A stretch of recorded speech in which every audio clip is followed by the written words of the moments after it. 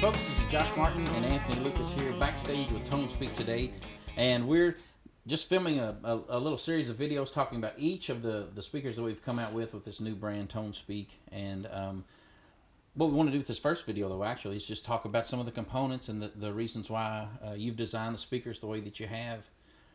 You know, we were talking with some folks down in Nashville not too long ago, and that's when we realized that most likely you and I have listened to more guitar speakers and tested more guitar speakers than any other two individuals on the planet. Mm-hmm. And more different models, more different brands. Yeah, so many different brands and models, things like that. We don't say that as like a prideful thing, but it's just been the nature of our careers. Right. You know, you've been designing guitar speakers for a really long time for people who are just looking for different types of things. They'll send you speakers. Can you clone this? Can you match this and change this? Mm-hmm. Or I want a speaker that sounds like this, but I need just a little bit more high end or a little bit more sizzle or something like that. And I was always the guy that you would do that and then say, hey, come listen to this. Yeah, you verified a lot of my designs. Yeah, well, and we did that. So we worked with a lot of customers. We've worked with tons of artists over the years and things like that. And it's all just kind of culminated into what is ToneSpeak guitar speakers. And so, Anthony, if you would, let's talk a little bit about the materials that you've used in the speakers and the reasons why. Yeah, like you said, it's the nature of our jobs and something we enjoy doing. We've lived guitar speakers for a long time now. So yeah, let's talk about the components. We'll start with the cone, which I feel, if you have to put a percentage to it, is 75 to 80% of a guitar speaker's tone. And just like we've tested a lot of different speakers, I've tested a lot of different materials, a lot of different cones. I'd say I've tested hundreds of cones from all over the world. So I kind of brought to the table for ToneSpeak a handful of my favorite cones. I already had an idea of what I wanted to bring to it. So when we got our baseline of speakers set, I would say, yeah, let's test two for this and two over here and two over there and pick our favorites from that. And what makes the guitar cone special is it's a full molded cone most of the time, just one piece. The surrounding body are one. And what makes a difference on a cone is the geometry, the height, the rib pattern. There's lots of different reasons, lots of different ways that you can change a cone.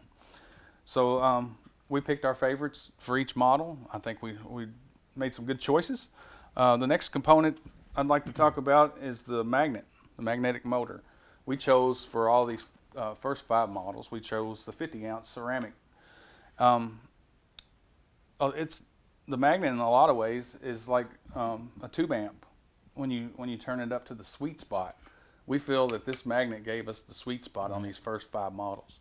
A smaller magnet can give you lower sensitivity.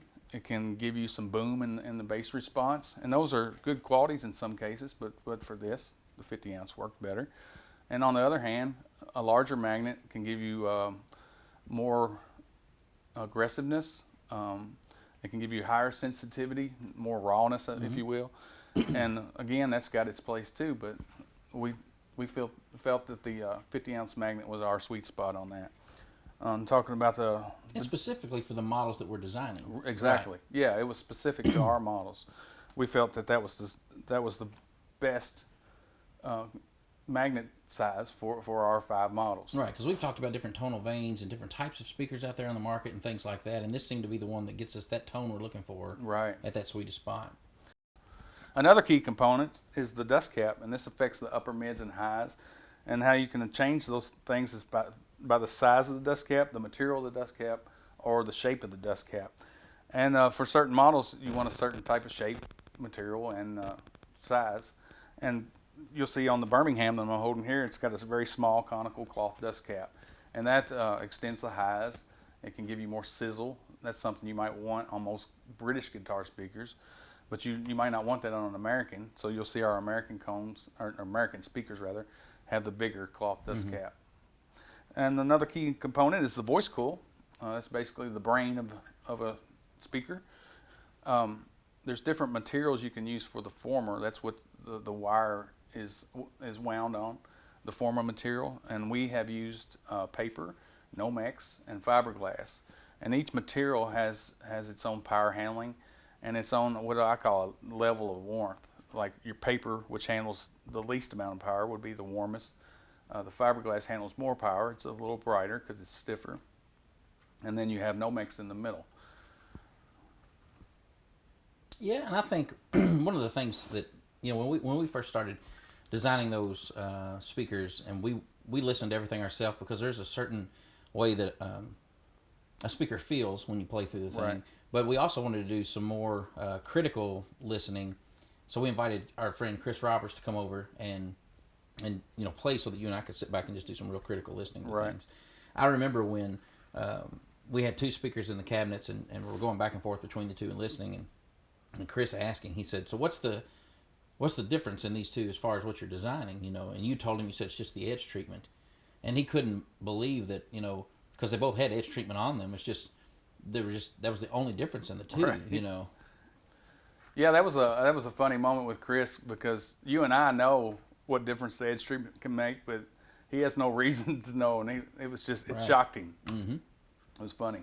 So yeah, I'm really excited about the edge treatment that we ended up with, because we tested all of our speakers with no edge treatment, and then all the speakers with different kinds of edge treatment, and we ended up picking this one, and it's a special edge treatment we worked with the vendor on. Nobody else is using it. It's a proprietary blend. Yeah, for us. And when we heard this, the speakers seemed to go from good to great. It added that extra 5 to 10%, if you will. Right.